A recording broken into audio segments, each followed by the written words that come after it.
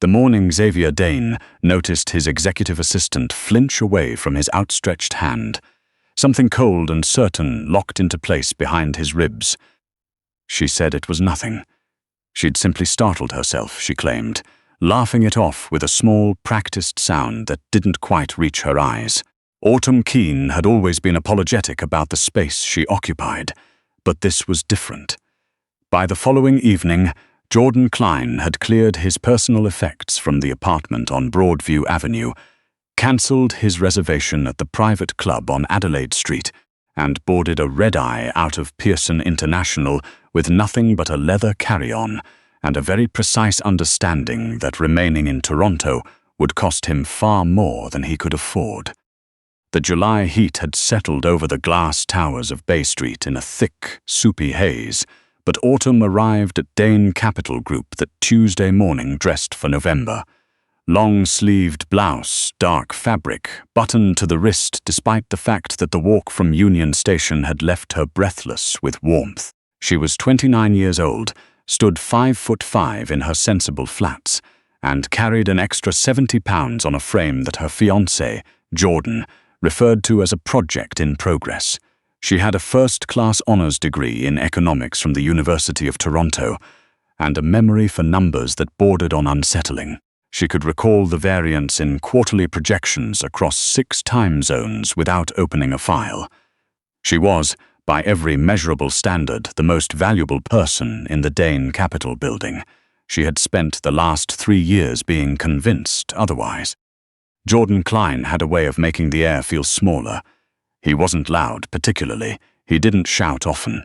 He simply redrew the boundaries of the world until they fit only him, until autumn's lunches were accounted for, her colleagues were deemed unreliable influences, her paycheck was pooled into a joint account that he alone monitored, and her body was an ongoing source of disappointment that he catalogued with the methodical attention of a project manager.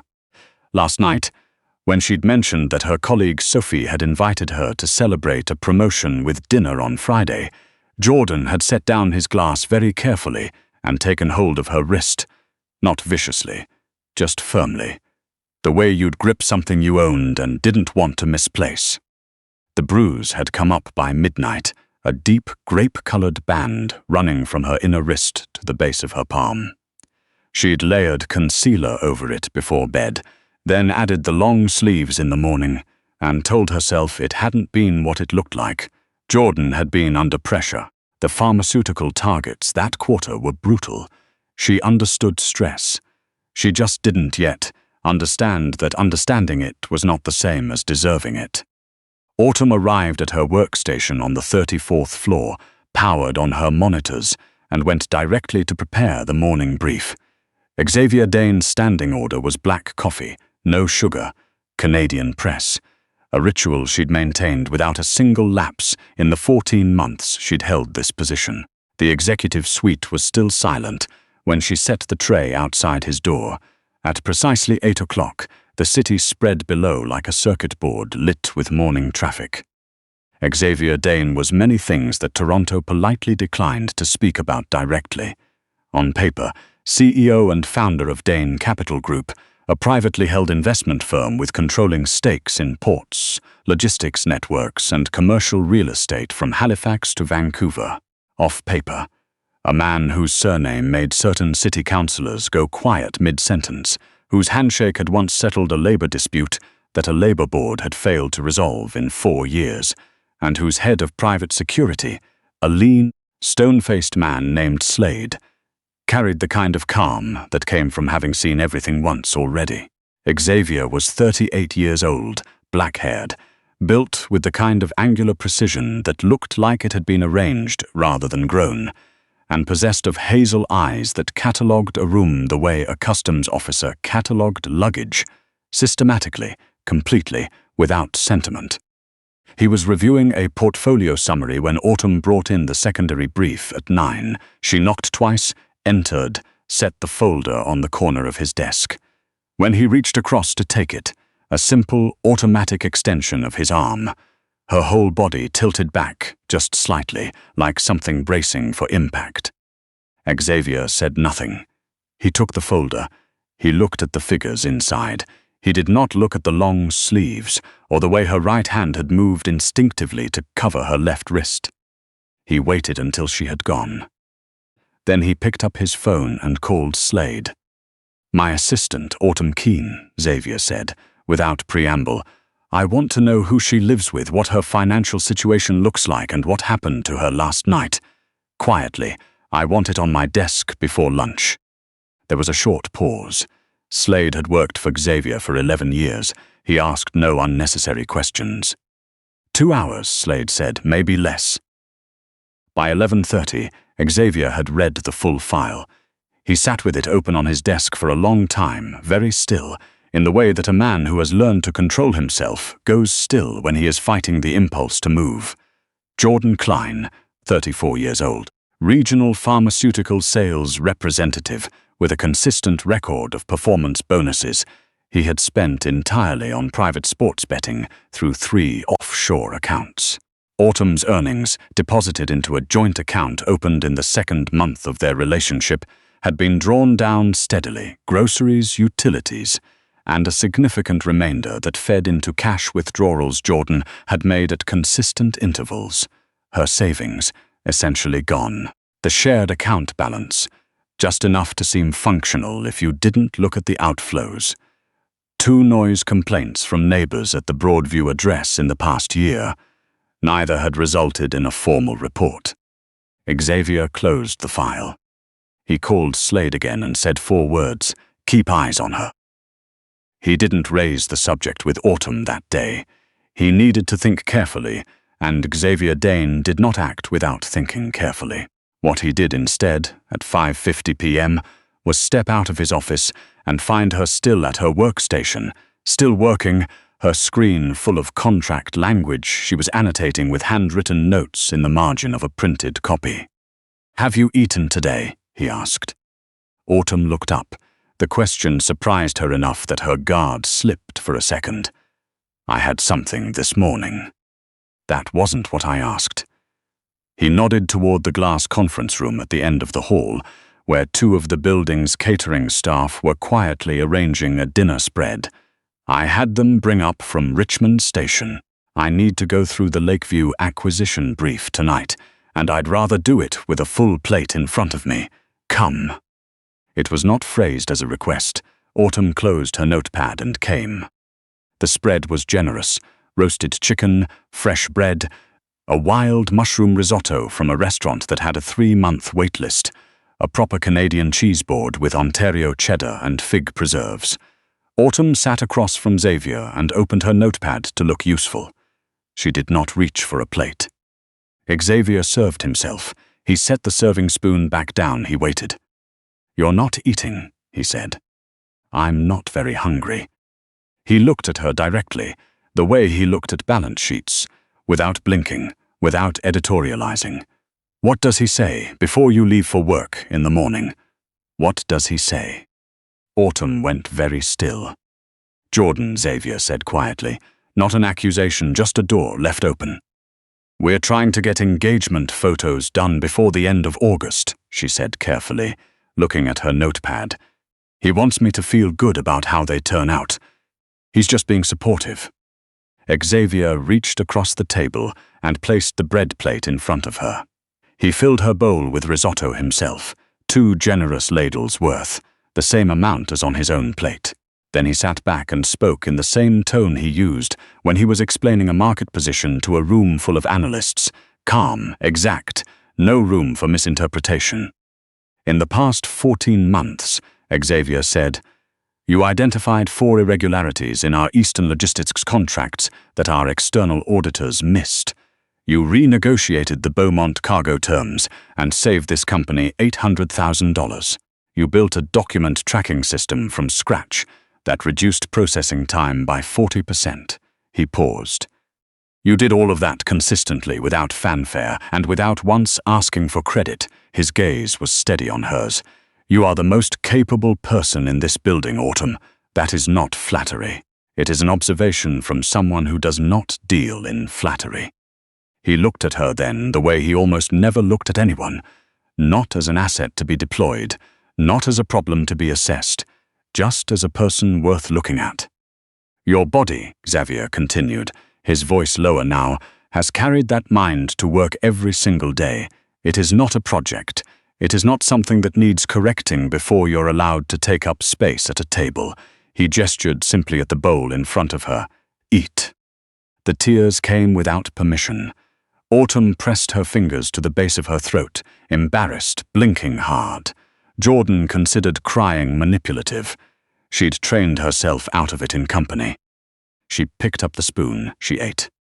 They worked through the Lakeview brief for over an hour, and for the first time in longer than she could clearly remember, Autumn finished an entire meal without calculating what it would cost her. The mushroom risotto was extraordinary. She said so. Xavier made a dry remark about the restaurant's owner being constitutionally incapable of mediocrity, and she laughed. A real one, surprised out of her, and for a brief moment, the 34th floor felt like somewhere she'd chosen to be rather than somewhere she'd arrived at by default. Then she reached across the table for a pen she'd set down near the window ledge, and the sleeve of her blouse rode up. Xavier went still. The bruise was worse than a flinch could account for. It was wide and dark, the deep blue purple of a fresh contusion running from the wrist halfway up the forearm. There was a secondary mark at the base of her palm, the edge of a grip applied at enough pressure to leave a visible impression on the bone beneath. Autumn, very quiet. She pulled the sleeve down. I knocked it on the doorframe this morning. I'm always... Stop. She stopped. He didn't reach for her arm. He simply looked at her, and the patience in that look was somehow worse than anger would have been. It didn't let her off the hook, didn't offer her the exit of his impatience. He grabbed you, Xavier said. He was under stress. He didn't mean for it to. He grabbed you, not a question, not a debate, a fact spoken aloud so there was no longer any room left to deny it. Autumn's composure broke in 3 separate places at once. Her chin dropped, her shoulders curved inward. 3 years of qualified explanations. He was stressed. She'd provoked it. He wasn't always like this. She understood what he was carrying, came apart at the seams when someone simply said the true thing out loud and refused to look away from it. I have nowhere to go, she whispered. The money, the joint account, most of what I saved is... That's already been taken care of, Xavier said. She looked up. You're leaving with my driver tonight, he said, moving to his desk phone. He'll take you to Broadview. You'll pack a bag, 1 bag, whatever you need for a week. If Jordan is there, my driver will handle it. Then you'll be taken to a suite at the Four Seasons under my name. No one will reach you there who I haven't personally cleared. Jordan will. Jordan, Xavier said, and there was something in the way he said the name. Flat, final. The way you close a file you are done with, will be occupied this evening.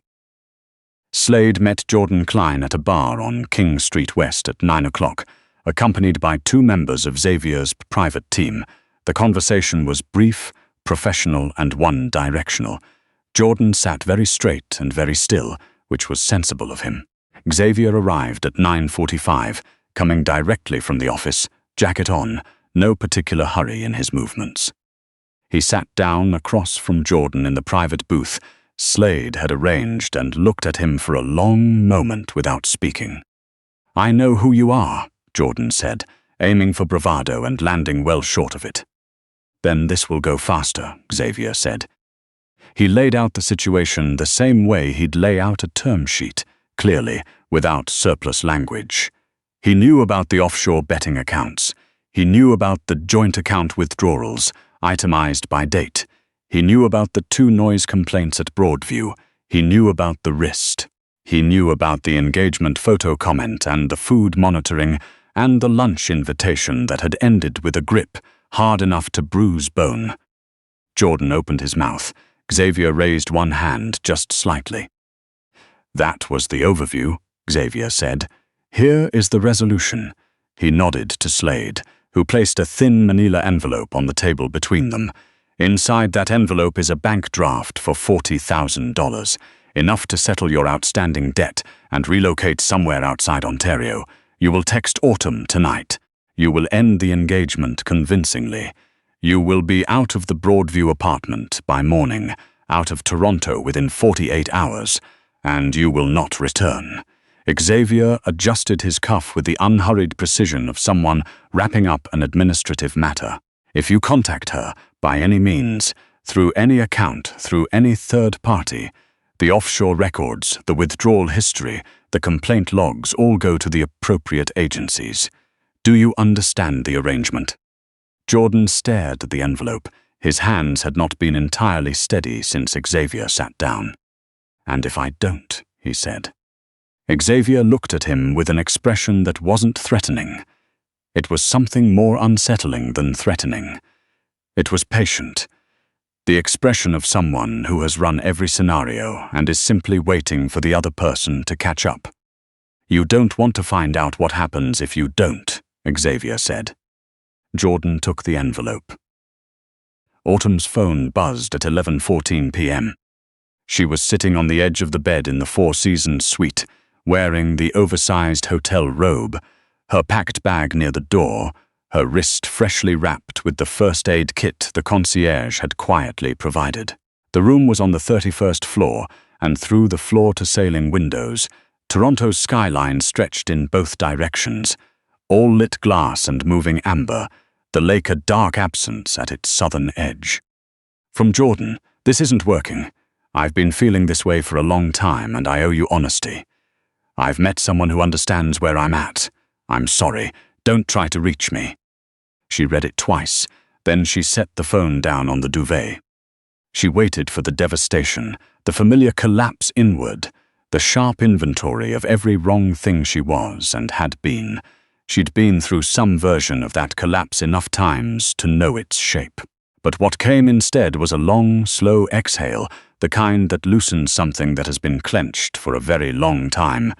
What came was the quiet of a house after a storm has passed. Not warmth, not yet, but the simple, remarkable absence of wind.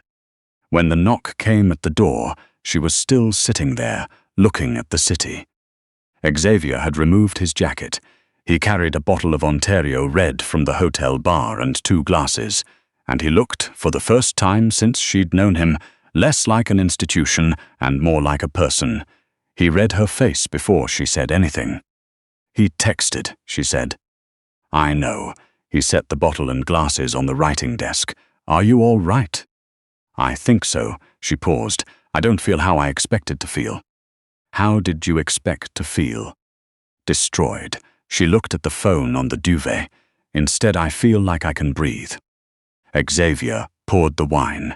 He sat in the chair near the window, and they talked for a long while. Not about Jordan, not about what had happened on King Street, but about smaller things. The Lakeview file, her thesis on supply chain inefficiency, a specific memory she had of her grandmother's kitchen table in Sudbury. He didn't push. He simply stayed, which was its own considerable thing. At some point she said, "Why did you do this? This isn't a normal thing that employers do." Xavier turned the glass in his hand and was quiet for a moment. "You have never been just an employee to me," he said finally. "I have known that for a long time. Longer than was professionally straightforward." He looked at her directly. "But you were never free, and I don't reach for what isn't free." Autumn held that sentence in the center of her chest for a moment, feeling its weight and its warmth. "I'll need to rebuild my savings," she said. "I've arranged a retroactive pay adjustment," Xavier said without missing a beat. 14 months at market rate for your actual contributions, rather than your contract rate. You'll see it in Thursday's deposit." She stared at him. "That is obscene," she said. "It is accurate," he said, and the corner of his mouth moved in the way it rarely did.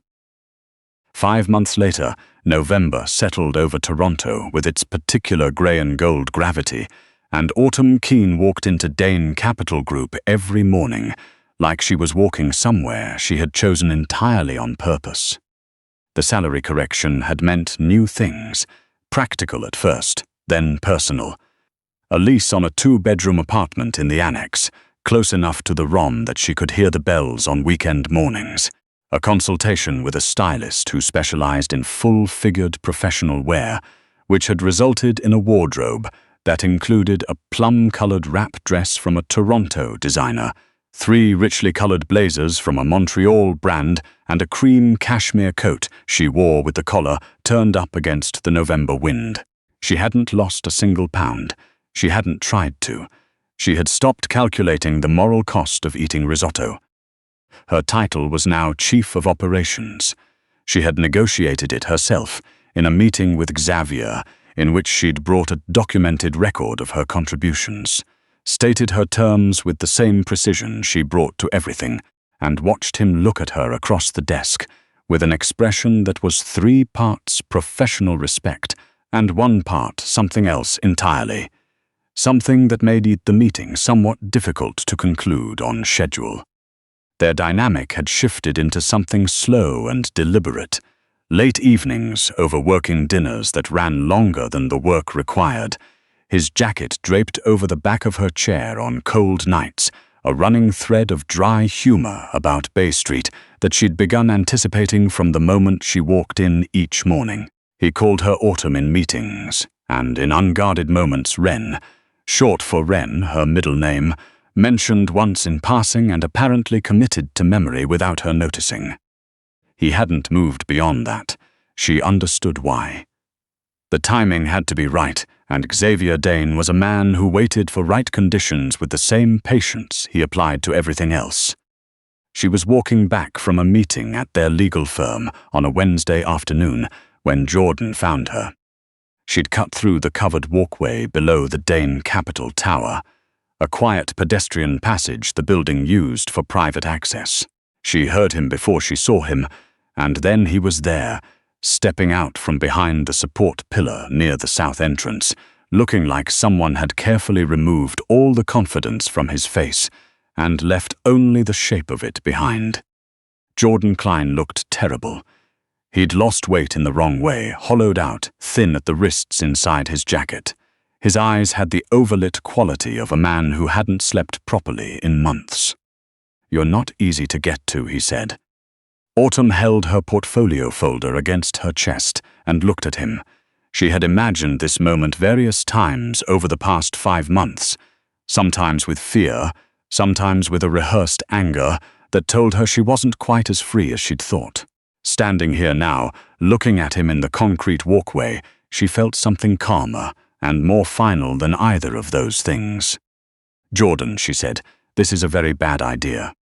"I need money," he said, and the bluntness of it was almost impressive in its desperation. 40,000 wasn't enough. I'm into serious people now, and they don't negotiate the way your boss does.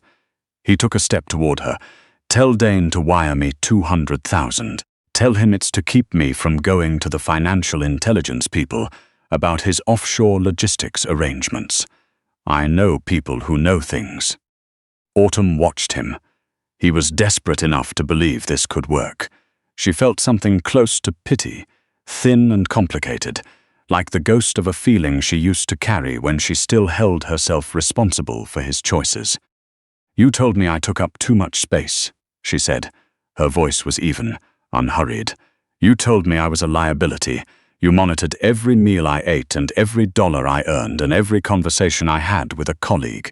You spent 3 years telling me I needed to be smaller before I was worth anything." She looked at him steadily. "I spent 3 years folding myself in half for a man who would have needed me to disappear entirely to feel tall enough." She tilted her head just slightly. "You were never worth shrinking for, Jordan." The door at the south end of the walkway opened. Xavier walked through it, accompanied by Slade and a second man from his team. He wore the dark wool coat, his face holding that same expression she'd first seen in the booth on King Street. Patient, decided, the expression of a man who has already run every scenario and is simply here to close the file. Jordan turned and the remaining color left his face. "We provided a very reasonable arrangement," Xavier said, crossing the walkway without hurrying. "You chose not to honor it." "I'll go to the few I'll go to."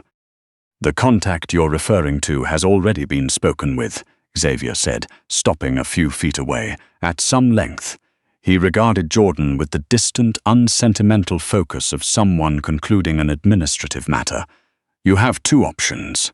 The first involves the authorities, and that conversation will cover your offshore accounts considerably more than mine. The second involves a car waiting at the south exit and a train ticket from Union Station to Ottawa on the 4:50. There are people in Ottawa who have agreed to help resolve your debt situation. The arrangement has been made. Jordan looked between Xavier and Autumn. He was a man who had built his life around controlling smaller rooms, smaller people. He was simply not built for this one. I'm sorry, Jordan said, to neither of them in particular, to no one at all, really. He was already moving toward the exit. Don't come back, Autumn said, and she didn't watch him leave. The south door closed with a dull echo in the concrete passage. Slade and the second man withdrew without being asked. Xavier turned to look at her. Are you all right? Remarkably, Autumn said. She glanced down at the portfolio folder she'd held throughout the entire exchange, then back up at him. You were already watching the walkway. Slade mentioned Jordan had been searching the building directory last week, Xavier said. We took precautions. He paused, looking at her carefully. You didn't need me to step in. No, she agreed, but I'm not sorry you did. He held open the door to the private elevator. She walked through it. The doors slid shut behind them, sealing them in the quiet hum of the car, the amber numbers climbing floor by floor. Somewhere between the 9th and 14th floor, Xavier reached past her and pressed the emergency stop. The elevator settled to a halt with a soft lurch. Autumn looked at him. There's something I've been meaning to say for quite a long time, Xavier said, and I've been practicing patience with it, which is not my natural condition. I know, she said. He looked at her. What do you know? I know what you're about to say. She was steady, not performing calm, not swallowing something down, just wholly present in a way she hadn't been in years. I've known for a while. And his voice was very quiet in the small space between them. And I'm not a rescue, she said. I'm not a project or a cause. I don't want to be either of those things. No, Xavier said. You are the most precise person I have ever encountered. You eat risotto without apology. You renegotiated a cargo contract that saved this company nearly $1 million, and you did it while wearing long sleeves in July to protect a man who didn't deserve the consideration. He moved closer, and his hand came up to rest, very lightly, at the side of her jaw. A question, not a claim. You are who I want beside me, not in front of me, not behind me, beside me. Autumn felt that settle into the same quiet center where the relief had come the night she'd read Jordan's text in the Four Seasons suite. Not urgency, not rescue, just the solid, unhurried rightness of something that had been true for a long time, finally being said aloud. She reached up and covered his hand with hers. I'm still your chief of operations, she said. I'm aware. That's a complicated dynamic. We'll navigate it, he said, with the certainty of someone stating something that has already been decided by the nature of things. She kissed him first, or he kissed her. The distinction stopped mattering immediately because it was mutual and unhurried and entirely real, and neither of them was performing anything at all. When the elevator began to move again, Autumn Keane was standing exactly where she had always taken up space, fully, without apology, in the center of her own life. It turned out that was exactly the right amount of room.